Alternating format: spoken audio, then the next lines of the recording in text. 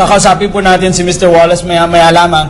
At bago lang, wag po natin lubayan itong question ni Mr. Win, ano, Kathy? Oo, mahalaga ito kasi gusto natin malaman din yung legal perspective. That's right. Yung legal explanation tungkol dito sa ginawang pagsuway ni Secretary De Lima sa TRO na inisyu ng Korte Suprema. Attorney JJ, may naging paglabag ba dito sa naging pagsuway ni Secretary De Lima? Ito nga yung pinaka-controversial na issue, ano? Kasi highly contested itong pag-issue ng TRO. Unang-una, hindi natin masabi kung may sumuway ba talaga o kung merong may mali, ano? Kasi tayo bilang manonood, bilang sambayan ng Pilipino, ang alam natin may issue na TRO dahil nga nagpa-press conference na ang Supreme Court. Lately lang natin nalaman na during the press conference pala ay wala pa mismo yung papel na ito, no? So, yan yung kinokontest ngayon ng prosecution. So, bilang mamamayan, paano natin dapat tignan ito? Dapat tignan natin ito sa punto de vista ano ba talaga yung role ng TRO. Ang TRO ay pagpipigil sa pagpapapigil sa isang bagay na maaari mong gawin. Ngayon, magkakaroon ka ng violation dito kung ito ay na-receive mo, duly notified ka na may TRO, tapos sinuway mo. Ang sinasabi naman ng DOJ, kaya namin sila pinigilang umalis dahil may hold, nasa watchlist sila, dahil wala naman kaming natanggap na TRO nung araw na iyon. So, medyo technical yung pag-aaway ngayon o yung diskusyon na nangyayari ngayon. So, patutunay ng depensa yan kung totoo bang na-receive nila o hindi.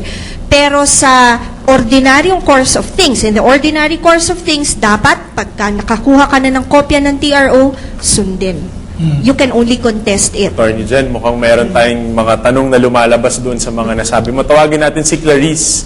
Clarice. Afternoon po. Ang question ko po, ano po yung halaga ng mga video po ng pagkalisanan ni Congresswoman Gloria Macapagal-Arroyo sa ebidensya? Ang kahalagahan itong mga videos na ito. Itong mga videos na ito, tandaan natin, ano, itong mga videos na ito ay hindi nagpapatunay na may tumatakas, na may lumalabag sa batas. Ang mga videos na ito ay pinakita, tandaan natin, upang mag-testify lamang o patunayan na paalis nga ang ating dating Pangulo. Yun lamang yun. Kaya sa palagay ko rin, ano, hindi rin competent yung mga cameramen na tinawag para tanungin tungkol sa nilalaman ng TRO. Ang kahalagahan lang nito, okay, nung araw na yon, paalis yung dating Pangulo ng Pilipinas. Okay. Yun lang. Speaking of videos and images that you see on television, and siguro ito rin mga images na na-imagine mo when you read the papers, siguro tanong din po natin, Kathy, sa puntong ito. Mr. Wallace, how do foreigners in the Philippines doing business, how do they perceive the impeachment trial? And have you been closely monitoring what's been happening in the trial? I'd like to answer ladies first. All right, Okay. sir. Yes, I have been monitoring quite closely because I think it's an extremely important issue facing the nation today. I did a survey about 3 weeks ago of my clients. I have 120 clients.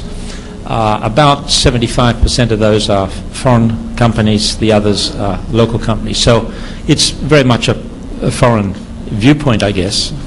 And I asked, do you think the Senate will find the Chief Justice guilty? 16% said yes, definitely. 42% said highly probable.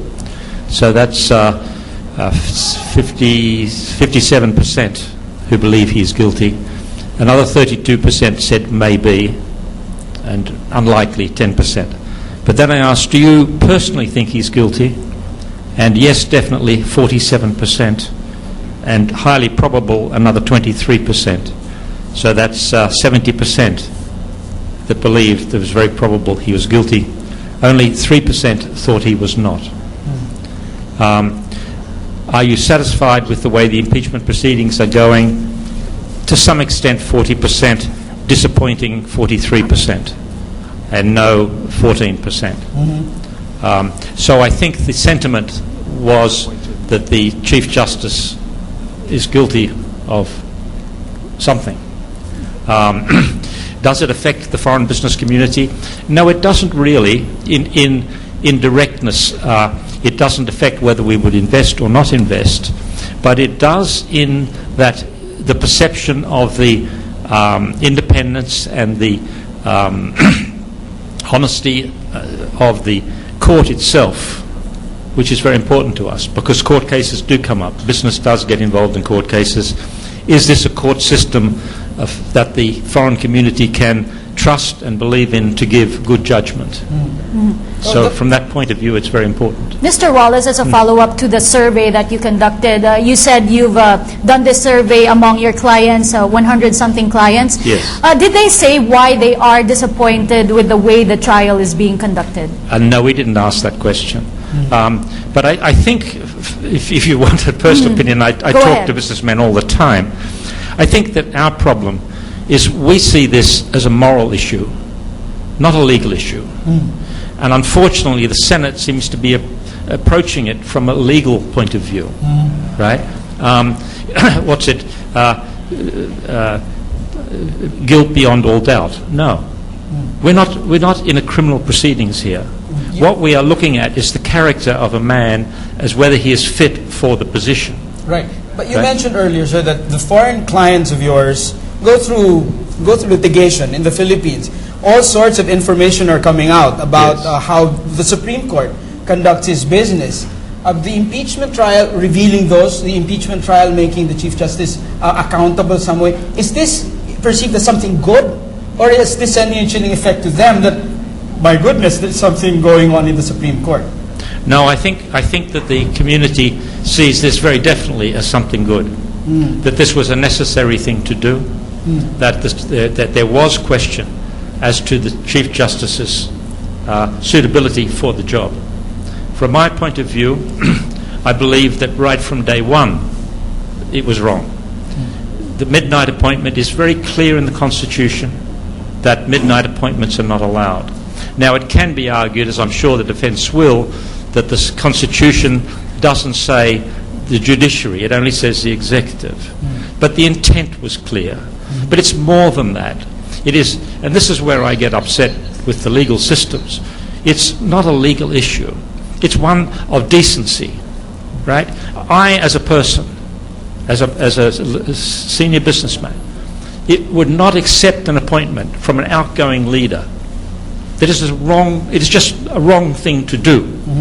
For Gloria to have appointed him a week after the elections, when she's about to leave, is obviously the wrong thing to do. And the very fact that he accepted it was wrong. Made him unfit for the position as far as I'm concerned. All right. Mark, this is something very important. There's always this issue between morality versus legality. Gusto nating tanungin kay Mr. Aranza naman, ganito rin ba ang sentimiento naman ng mga local businessmen? Allow me to say something first, to react to Go ahead. the statement of my good friend, Peter. I doubt very much if to conduct a survey may be correct, okay. But announcing result of a survey in cases like this, you might be charged of creating trending. No, I'm very sure about But just what's wrong with creating no, because trending? you are giving results and you are trying to mold the minds of the people. In cases like this, I think we have to be very careful.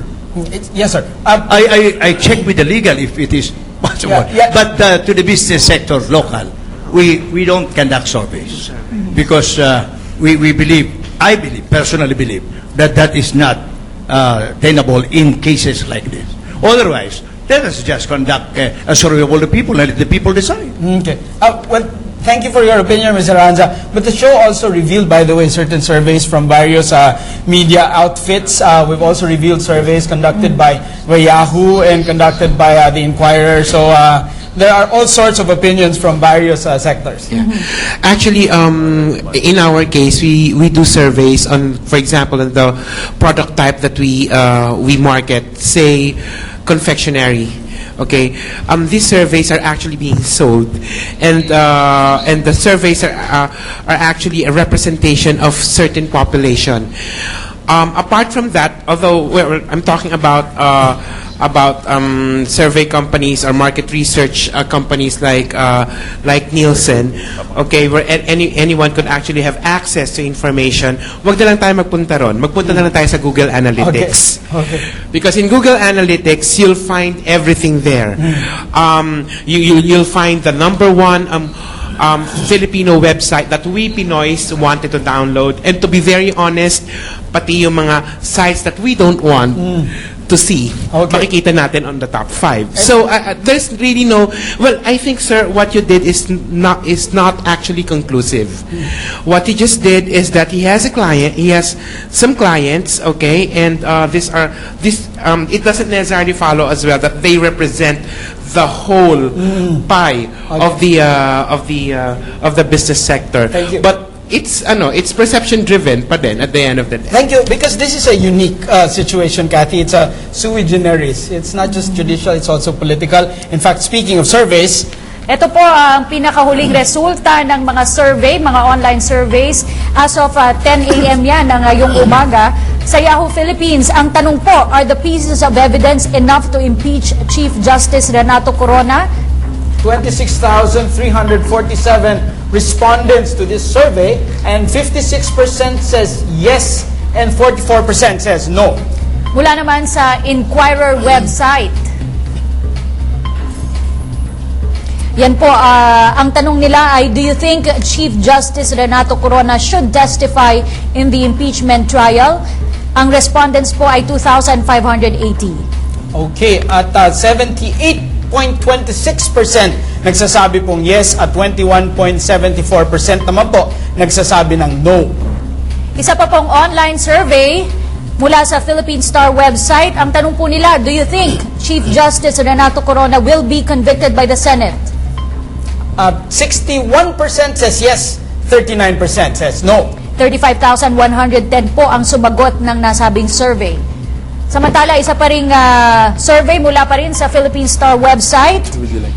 Would you like to see Chief Justice Renato Corona take the witness stand? At 3,272 ang respondents, Kathy, 84% nagsasabing yes, 16% nagsasabing no. Black coffee.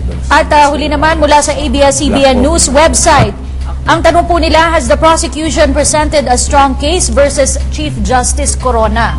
At 49%, 49.65%, very strong. 26.63% strong. At itong very weak naman ay 8.25, weak 7.11, not so strong 4.95, at no case at all. Sabi no case at all, 3.54% naman po. At samantala, Mark, tumungo pa rin tayo. Balikan natin ang kasamang si Veronica Baluyot Jimenez. Live pa rin mula sa Senado. Nikki?